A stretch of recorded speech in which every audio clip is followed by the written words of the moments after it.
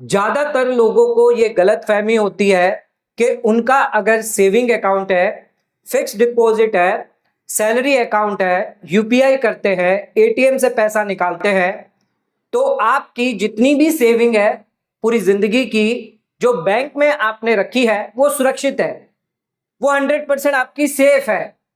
लेकिन ध्यान रखिएगा, ऐसा नहीं है। आरबीआई और सरकार दोनों यहां पर परेशान है। बैंकिंग सिस्टम में कई सारे बदलाव जो है वो आने वाले हैं। अगर बात करें, हालांकि कुछ दिनों पहले ही 150 एनबीएफसी बैंक का लाइसेंस रद्द किया है आरबीआई ने। इसी के साथ कई सारे कोऑपरेटिव बैंक के लाइसेंस रद्द किए गए हैं, पेनल्टियां लगाई गई है। आए दिन हर एक बैंक जो है, चाहे वो एनबीएफसी हो, कोऑपरेटिव बैंक हो, रूल्स का वायोलेशन करती है, प्रॉपर लोन नहीं देती है, यानी लोन ज्यादा देती है, जिसकी वजह से जो डिपॉजिटर है उनके पैसों पर रिस्क होता है। जो बैंकिंग स्टाफ है, एम्प्लॉय है, ऑफिसर है, उनकी वजह से भी देखा गया है कि कई सारा पैसा जो है डिपॉजिटर का वो फंसा हुआ है। कई सारे स्कैम हो गए, फ्रॉड हो गए, जो बैंकिंग स्टाफ है वो करते हैं। आरबीआई इन सभी को देखते हुए आगे आने वाले समय में कड़क नियम लेकर आ रही है। आरबीआई द्वारा अब चाहे सरकारी बैंक हो, प्राइवेट बैंक हो, स्मॉल फाइनेंस बैंक हो, चाहे वो कोऑपरेटिव बैंक क्यों ना हो, एनबीएफसी क्यों ना हो, इन सभी को अब जो है वो पारदर्शिता दिखानी होगी। ये बैंक कितना पानी में है ये उन्हें बताना होगा। बैंक के पास कितना कैपिटल, लिक्विडिटी है, बैंक कितना रिस्क लेता है लोन देने में, इन्वेस्टमेंट करने में, ये सारी जानकारी जो है वो आम नागरिक को बतानी होगी, खाता धारकों को बतानी होगी, ताकि आप लोगों के हाथ में रहे कि कौन सी बैंक में आपको पैसा निवेश करना है, एफडी कौन सी बैंक में खुलवाना है, सेविंग अकाउंट किस अकाउंट में खुलवाना है, कौन सी बैंक में खुलवाना है। आज के समय में जो खाता धारक आंख बंद करके किसी भी बैंक के अंदर पैसा डाल रहे हैं, आने वाले समय में यह सब जो है वो कम हो सकता है, क्योंकि आरबीआई द्वारा नए डिस्क्लोजर जो है वो लाए जाएंगे, जिसकी वजह से सभी बैंकिंग को यहां पर जो है इन डिस्क्लोजर का पूरी तरीके से जो है वो अपनाना होगा। अब तक बैंक ये सभी डिस्क्लोजर आरबीआई को दे रही थी, लेकिन अब जितने भी खाता धारक है उन्हें भी पता होगा।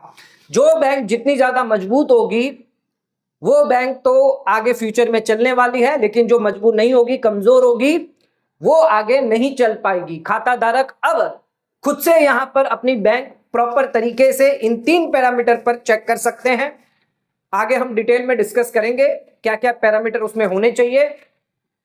इसके अलावा एसबीआई के चेयरमैन द्वारा भी यहां पर जो है वो संकेत दिया गया है कि एआई को लेकर, जो एआई बैंकिंग सिस्टम में आया है, फायदेमंद तो है, लेकिन इसके कई सारे नकारात्मक भी देखे जा सकते हैं। इसके बारे में भी चर्चा करेंगे एआई को लेकर। वित्त मंत्री निर्मला सीतारमण जी द्वारा पिछले 1 या 2 वीक पहले सभी बैंकों के साथ, सभी इंस्टीट्यूशन के साथ, रेगुलेटर्स के साथ मीटिंग करी थी, और उस मीटिंग के अंदर एआई फ्रॉड को लेकर बहुत बड़ी चर्चा करी गई है। आने वाले समय में जो बैंकिंग सिस्टम हाल अभी जो चल रहा है वो इतना सक्षम नहीं है कि अगर कोई एआई अटैक हो जाता है तो उस केस में उसे बचाया जा सके। आज के समय में जो हैकर है वो आपके सिस्टम में कोडिंग के माध्यम से जाते हैं, आपके अकाउंट में जो पैसा है वो गायब हो जाता है। लेकिन एआई एक ऐसा सिस्टम है, हैकर को महीनों महीनों समय लगता है आपके सिस्टम में घुसने के लिए, लेकिन एआई एक ऐसा सिस्टम है जो कुछ मिनटों में, कुछ सेकंड में सिस्टम की कमजोरी को जानकर सिस्टम के अंदर नए प्रकार के फ्रॉड जनरेट करके आपके खातों को गायब कर सकता है, आपकी पर्सनल इनकम जारी कर सकता है, आपकी पर्सनल इंफॉर्मेशन जो है वो जारी कर सकता है, लीक कर सकता है। कई सारे फ्रॉड यहां पर हो सकते हैं। हाल ही में एक नया फ्रॉड देखने को मिला है जो आने वाले समय में बहुत ही बढ़ सकता है, जो है deep fake face. Deep fake face इस तरह से होता है। मान लीजिए अगर मैं यहां पर खड़ा हूं और मैंने वो डीप फेक्स अगर स्टार्ट कर दिया तो यहां पर मेरे फेस के बदले कोई सेलिब्रिटी का फेस आ जाएगा। जो भी मैं यहां पर बोल रहा हूं, यहां पर मान लीजिए जो भी सेलिब्रिटी होगा आपको लगेगा कि ये सेलिब्रिटी बोल रहा है। अच्छा, इसका मिसयूज जो है वो बहुत ज्यादा किया जा सकता है। इसका मिसयूज जो है वो आपको वॉइस वीडियो कॉल करके किया जाएगा। ये बताया जाएगा सामने वाला व्यक्ति तो कोई और होगा, लेकिन आपको लगेगा कि ये आपकी माता पिता है, पत्नी है, भाई बहन है, मुसीबत में है, रिलेटिव है, फ्रेंड्स है, आपको वीडियो कॉल कर रहे हैं, मुसीबत में है, पैसे मांग रहे हैं। आप जल्दबाजी में पैसे जो है वो इसके बेसिस पर दे पाएंगे। तो ये डीप फेक जो है वो कैसे पकड़ा जाए, जिसके लिए भी जो है तैयारी करने को कहा गया है। अच्छा, यहां पर वॉइस क्लोन बनाना, जो हमारी आवाज है सेम ऐसी ही आवाज बनाकर जो फ्रॉस्टर है वो आपसे बात करके ये कह सकता है मैं बैंक का स्टाफ हूं या फलाना आपका फ्रेंड हूं, रिलेटिव हूं, मुझे पैसों की जरूरत है। तो ये तरीके जो है वो आगे आने वाले समय में बहुत ज्यादा बढ़ सकते हैं। तो इनसे कैसे जो है लिपटा जाए, संभाला जाए, इन सब चीजों को, लोगों को फ्रॉड होने से बचाया जाए, एआई को लेकर बहुत ही इंपॉर्टेंट चीज जो है वो ध्यान रखनी है। क्योंकि आज के टाइम में बैंकिंग जो सिस्टम है वो एआई को लेकर इतना अवेयर नहीं है। अगर कोई एआई अटैक हो गया तो सारा का सारा बैंकिंग सिस्टम जो है वो ठप हो सकता है। कई लोगों के बैंक खाते खाली हो सकते हैं, कई लोगों की सालों की जमा पूंजी गायब हो सकती है। इसी को देखते हुए आने वाले समय में लगभग 5 से 10 साल के बीच बहुत ही क्रिशियल है, जहां पर एआई को लेकर अगर प्रॉपर सिस्टम में इंक्लूड नहीं किया गया एआई को, तो आने वाले समय में खतरा और भी बढ़ सकता है। आइए आज के इस वीडियो में हम आपसे डिस्कस करेंगे करोड़ों बैंक खातों पर संकट आ रहा है एआई वाला। आपका पैसा कितना सुरक्षित है? आरबीआई की बड़ी कार्रवाई हो रही है, सेविंग और एफडी, क्या आपका पैसा डूब सकता है? सरकार भी परेशान है एआई को लेकर। अच्छा, वेस्ट ईस्ट की जो लड़ाई चल रही है उसको लेकर भी बैंकों पर यहां पर दबाव बना हुआ है।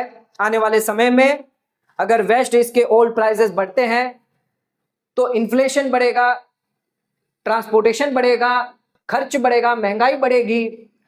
तो ये भी आपके एफडी बेबी सेविंग अकाउंट पर इफेक्ट पड़ सकता है।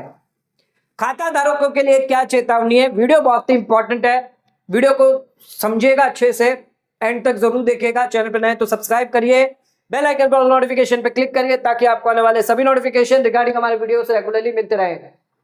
सबसे पहले बात करते हैं आरबीआई द्वारा यहां पर नए नए एक्शन लिए जा रहे हैं। अब कई सारी यहां पर कोऑपरेटिव बैंक्स, एनबीएफसी, इनके लाइसेंस रद्द कर दिए गए हैं। इसी के साथ आरबीआई जो है वो एक नया डिस्क्लोजर लेकर आ रही है। क्या है ये नया डिस्क्लोजर? डिस्क्लोजर से मतलब है पारदर्शिता। अब बैंकों को पारदर्शिता जो है वो बतानी होगी। तो आरबीआई का एक नया डिस्क्लोजर है बेसल 3 नियम। इस नियम से आपका पैसा जो है वो सेफ है और सुरक्षित भी रहेगा। बैंकों को अब अपनी असली वित्तीय स्थिति जो है वो जनता को बतानी होगी, यानी फाइनेंशियल कंडीशन क्या है बैंकों की, ये अब आपको पता रहेगी। आरबीआई सख्त क्यों हो रहा है? सबसे पहले कारण क्या आरबीआई इतना सख्त क्यों हो रहा है? क्योंकि बैंक फ्रॉड और घोटाले बढ़ते जा रहे हैं। कोऑपरेटिव बैंक के डूबने के कई सारे मामले आए हैं। हाल ही में कई सारे कोऑपरेटिव बैंक को बंद किया गया। पिछले साल भी हमने देखा था न्यू इंडिया कोऑपरेटिव बैंक जो है 122 करोड़ का घोटाला था।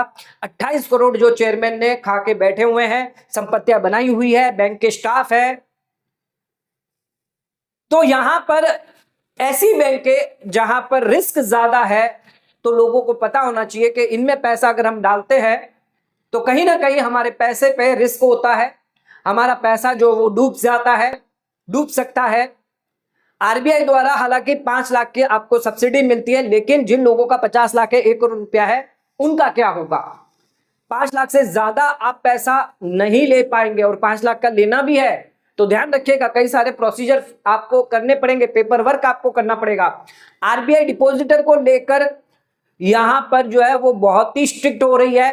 डिपॉजिटर को फायदा हो, डिपॉजिटर को नुकसान ना हो, उसकी संपत्ति को, उनके पैसों को प्रोटेक्ट कैसे किया जाए, इसको लेकर आरबीआई द्वारा ये एक्शन लिया जा रहा है। साइबर फ्रॉड, एआई का भी खतरा जो है वो है, जिसकी वजह से भी हो रहा है। बैंक ज्यादा रिस्क लेकर लोन दे रहा है। आज के समय में बैंक जो है वो ज्यादा रिस्क ले रहे हैं, वो धड़ल्ले से सबको लोन दे रहे हैं। कितने एनपीए हैं, कितना बैंक के पास फंड है, किसी को नहीं पता। बेसल 3 नाम का नियम जो है वो यहां पर लाया जाएगा। 2008 के ग्लोबल फाइनेंशियल क्राइसिस के बाद ये नियम जो है वो आया था, जिसका उद्देश्य था बैंकों को मजबूत और सुरक्षित करना। अच्छा, आप अभी तक ये जो नियम है जिसके तहत जो भी डिस्क्लोजर होता है वो डायरेक्ट आरबीआई को होता है, पब्लिक को कोई डिस्क्लोजर नहीं होता। लेकिन अब आरबीआई चाहती है कि ये पब्लिक को भी पता चले कि कौन सी बैंक ज्यादा सुरक्षित है, कौन सी बैंक के पास ज्यादा कैपिटल है, लिक्विडिटी है, रिस्क कम है, वहीं पर आपको निवेश करना होगा। तो यहाँ पर 3 पैरामीटर होंगे, कैपिटल, लिक्विडिटी और रिस्क मैनेजमेंट। बैंक के पास कितना पैसा है, लगभग न्यूनतम यहां पर रखा गया 12.9, इतना होना चाहिए। लिक्विडिटी देखी जाएगी, अचानक पैसे की जरूरत आ जाती है तो उस केस में बैंक क्या पैसा दे पाएगा या नहीं दे पाएगा, तो इसके लिए जो रखा गया है 2.5%, ये इतना होना चाहिए बैंक का रिकॉर्ड में। अच्छा, रिस्क मैनेजमेंट, बैंक कितना रिस्क ले सकता है, रिस्क को कम करना है और कंट्रोल कैसे करना है, उसके बारे में भी सारी जानकारी देनी होगी। तो अब ज्यादा पूंजी होनी चाहिए बैंक के पास, ज्यादा लिक्विडिटी होनी चाहिए और कम रिस्क होना चाहिए, वही बैंक सुरक्षित मानी जाएगी। और आने वाले समय में सुरक्षित बैंक में ही ज्यादा लोग जो है वो अपना पैसा रखना पसंद करेंगे। जो बैंक सुरक्षित नहीं है उनमें पैसा जो है वो कम डाला जाएगा और बैंक को अपनी व्यवस्था जो वो सुधारनी पड़ेगी, ताकि बैंक के अंदर जो कमियां हैं उसको बदला जाए। इसका यही मकसद है। इसके लिए यहाँ पर डिस्क्लोजर पिलर 3 डिस्क्लोजर करके रूल बनाया गया। अब बैंकों को हर 3 महीने में, ये 3 महीने में, हर 3 महीने में आपको बैंक जो है वो जानकारी देती रहेगी जनता को, जिसके अंदर एक डेडिकेटेड सेक्शन उनकी वेबसाइट पर बनाया जाएगा। कैपिटल, लिक्विडिटी, रिस्क से जुड़े सभी जानकारी वहां पर दी जाएगी। हर 3 महीने में ये अपडेट होगा, 10 साल का रिकॉर्ड होगा और ध्यान रखिएगा एक ही फॉर्मेट में ये जानकारी बैंकों को देनी है। ग्राहकों को इससे क्या फायदा होगा, तो एफडी करने से पहले बैंक की स्थिति आप देख पाएंगे कि क्या बैंक जो है वो मजबूत है, सुरक्षित है। अगर नहीं है तो मैं नहीं करूंगा। सेविंग अकाउंट खोलने से पहले तुलना आप कर पाएंगे, पता चलेगा कौन सा बैंक सुरक्षित है, कौन सा बैंक कमजोर है, कितना रिस्क है, सब समझ में अब आपको आ जाएगा। पारदर्शिता बढ़ेगी, भरोसा मजबूत आपका हो जाएगा। इन नियमों के असर पर बैंक ज्यादा सुरक्षित होंगे, एफडी और जमा पैसा ज्यादा सुरक्षित होगा, पारदर्शिता, जवाबदेही बढ़ेगी, बैंकिंग सिस्टम से भरोसा बढ़ेगा। एफडी, आरडी के ब्याज जो है वो बढ़ सकते हैं, लोन महंगा हो सकता है, प्रोसेसिंग फीस, चार्जेस इसमें बढ़ सकते हैं, क्योंकि बैंक को जो है वो ज्यादा प्रोटेक्शन करना पड़ेगा। कमजोर बैंक की स्थिति सामने आ सकती है। अच्छा, ये कौन कौन बैंक जो है वो ये डिस्क्लोजर करेगी, तो चाहे सरकारी हो, प्राइवेट हो, स्मॉल फाइनेंस बैंक हो, कोऑपरेटिव, एनबीएफसी, अनलिमिटेड बैंक, सभी के लिए ये नियम जो है वो लागू होगा। आपको क्या ध्यान रखना है, कभी भी यहां पर नाम देखकर बैंक को नहीं पैसा देना है। कौन सी बैंक सुरक्षित है, ये 3 पैरामीटर देखने के बाद आप पैसा जमा करेंगे। पैसा अलग अलग सुरक्षित बैंकों में आपको रखना है। हर एक बैंक में 5 लाख का आपको इंश्योरेंस दिया जाता है। कोऑपरेटिव, छोटी बैंकों से आपको सावधानी रखनी है और इसी के साथ बैंक की रिपोर्ट या आरबीआई की जो गाइडलाइन है वो आपको पढ़ते रहना है। आरबीआई का लक्ष्य यही है, पारदर्शिता, मजबूत और सुरक्षित बैंकिंग सेक्टर होना चाहिए। इसी के साथ एआई को लेकर सुविधा के साथ छुपे बड़े खतरे के बारे में एसबीआई के चेयरमैन ने चेतावनी दी है।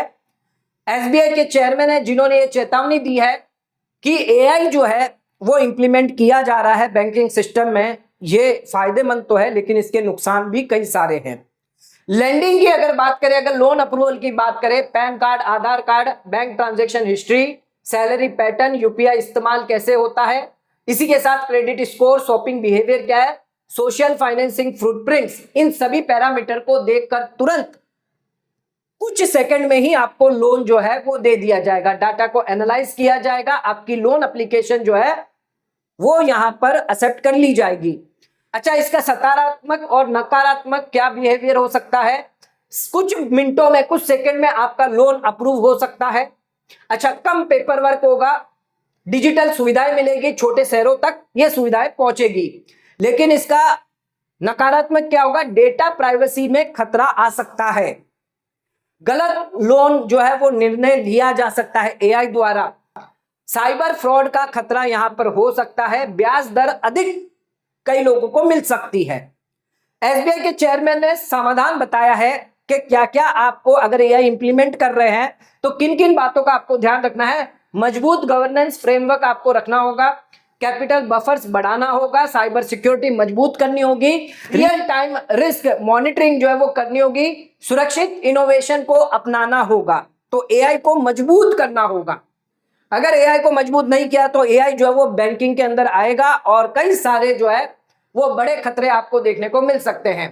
साइबर अटैक का खतरा हो सकता है, एआई सिस्टम को टारगेट कर सकते हैं और लाखों अकाउंट प्रभावित इससे हो सकते हैं। अच्छा, एल्गोरिदम बायस हो सकता है, गलत या बायस डेटा एआई के गलत फैसले ले सकता है, जो प्रॉपर जिनको लोन देना चाहिए उनको लोन ना देकर गलत बोरोवर को जो है वो लोन दिया जा सकता है। बैंक, एनबीएफसी, यूपीआई सभी पेमेंट सिस्टम एक से जुड़े हुए होते हैं। एक भी सिस्टम में अगर गड़बड़ी आई तो सारे के सारे सिस्टम जो है वो फेल हो सकते हैं, इसके प्रभावित हो सकते हैं। हाल ही में निर्मला सीतारमण जी द्वारा यहां पर मीटिंग करी गई है और वित्त मंत्री निर्मला सीतारमण जी द्वारा जो है बैंकों के साथ, रेगुलेटर के साथ, साइबर सिक्योरिटी एजेंसी के साथ मीटिंग के अंदर ज्यादातर एआई को लेकर फोकस किया गया है, खतरा समझने के लिए कि एआई का आने वाला खतरा क्या हो सकता है, खास करके बैंकिंग सेक्टर के लिए कि आने वाले समय में बैंकिंग सेक्टर पर एआई का सबसे बड़ा खतरा आ सकता है। मेथोस करके एक बहुत बड़ा खतरा है जहां पर आपके खातों पर अटैक किया जाएगा, कई लोगों के खातों में पैसा जो है गायब हो जाएगा, आपकी प्राइवेसी गायब हो जाएगी। इसी के साथ आपके खाते से जुड़े हुए अगर कोई इन्वेस्टमेंट है, एसआईपी कर रहे हो, कुछ भी अगर आप करते हैं तो उस पर भी इफेक्ट पड़ सकता है। उससे कैसे लड़ा जाए, क्योंकि आज का जो सिस्टम है बैंकिंग का वो एआई ड्रिवन नहीं है, वो एआई के फ्रॉड को डिटेक्ट नहीं कर पाएगा। ट्रेडिशनल मेथड चल रहा है, पुराना मेथड चल रहा है। तो निर्मला सीतारमण जी ने बताया है कि सभी बैंकों को मिलकर एक सॉल्यूशन लाना होगा, एआई इंप्लीमेंट करना होगा बैंकिंग सिस्टम में, अन्यथा लोगों के जो पैसे हैं वो शायद डूब सकते हैं। वित्त मंत्री निर्मला सीतारमण जी का संदेश है, आने वाले समय में इंडियन बैंकिंग सिस्टम को नए तरीके से खतरे का सामना करना पड़ सकता है। पारंपरिक सुरक्षा प्रणाली अब पर्याप्त नहीं है, ट्रेडिशनल मेथड जो बैंकिंग सिस्टम है वो पर्याप्त नहीं है। बैंकों को एआई ड्रिवन हमलों के खिलाफ नई सुरक्षा रणनीति अपनानी चाहिए। अच्छा, साइबर अटैक बदल चुका है। पहले यहां पर हैकर कोड जो है वो लिखता था, सिस्टम के अंदर कोड डालता था, जिसके बाद आपका अकाउंट हैक करता था, लेकिन अब एआई आ चुका है।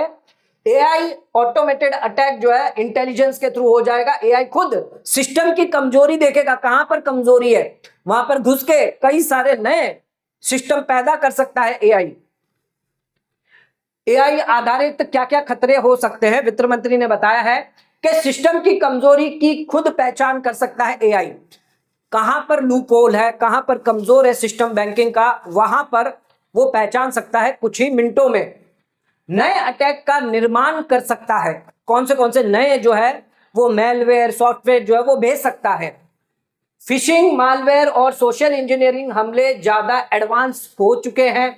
डेटा ब्रीच और अकाउंट टेकओवर का खतरा हो सकता है। अच्छा, आम लोगों पर इसका क्या असर होगा? आपका जो बैंक खाता है वो हैक किया जा सकता है, पर्सनल जानकारी है जो वो लीक की जा सकती है, डिजिटल पेमेंट में असुरक्षितता हो सकती है। अगर सुरक्षा मजबूत हो गई तो भविष्य में बैंकिंग पहले से भी ज्यादा सुरक्षित हो जाएगा। अच्छा, इसको अगर एआई को अगर हम लेकर आ गए, मजबूत कर दिया, तो आने वाले समय में बैंकिंग सिस्टम भी यहां पर मजबूत हो सकता है।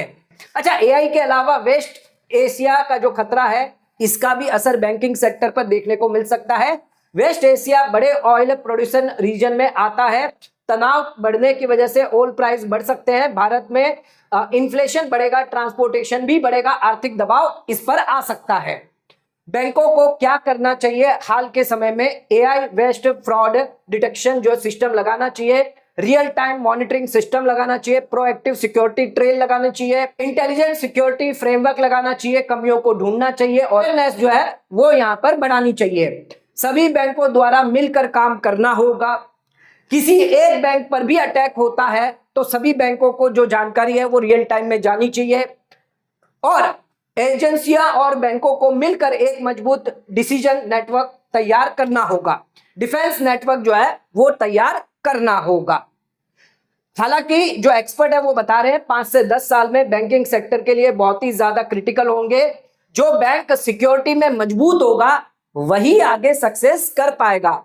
अगर कोई सिक्योरिटी में मजबूत नहीं है, एआई नहीं है उसमें, तो वो बैंक डूब सकता है। इसके अलावा भी कई सारे फ्रॉड जो है वो बताए गए थे। डीप फेक केवाईसी फ्रॉड हो सकता है, नकली वीडियो से अकाउंट बनाया जा सकता है, खोल सकता है। मान लीजिए आपका जो चेहरा है वो कोई और यूज करके डीप फेक करके आपका अकाउंट खोल सकता है। एआई वॉइस स्कैम हो सकता है, बैंक अधिकारी बताकर कि मैं बैंक का अधिकारी हूं, नकली आवाज बनाकर भी धोखा दे सकता है। एआई मॉलवेयर ऐसे वायरस जो खुद सीखते हैं और सिस्टम तोड़ते हैं, एआई मॉलवेयर भी बना सकता है। ऑटोमेटेड साइबर अटैक कर सकता है, एआई द्वारा लाखों अकाउंट पर एक साथ हमला किया जा सकता है। एआई से सुरक्षा कैसे होगी? अगर सिस्टम के अंदर एआई लेकर आ गए तो सुरक्षा कैसे होगी? ध्यान रखिएगा, फ्रॉड ट्रांजैक्शन तुरंत पकड़े जाएंगे, तुरंत पकड़े जाएंगे, क्योंकि एआई इतना फास्ट है। फेक आवाज, डी फेक पहचान हो जाएगी। अगर किसी की वॉइस फेक है या डी फेक इमेज है तो तुरंत यहां पर पकड़ा जाएगा। संदिग्ध लॉगिन और गतिविधियां रोकी जा सकती है, साइबर हमले की पहले से ही पहचान करी जा सकती है।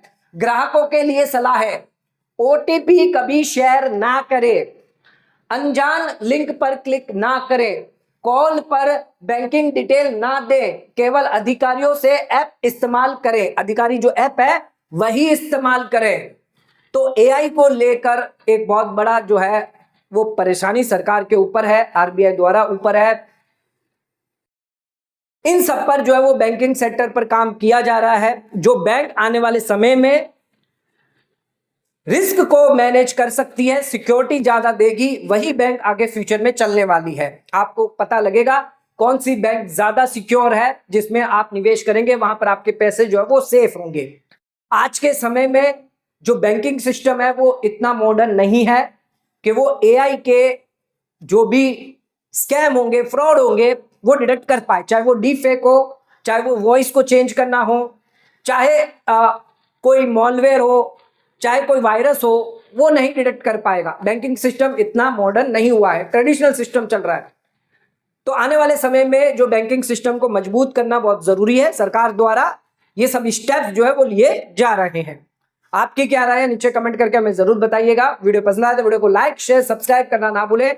वीडियो को ज्यादा से ज्यादा शेयर करें ताकि और लोगों तक इसकी नॉलेज पहुंच सके। आज का वीडियो समाप्त करते हैं।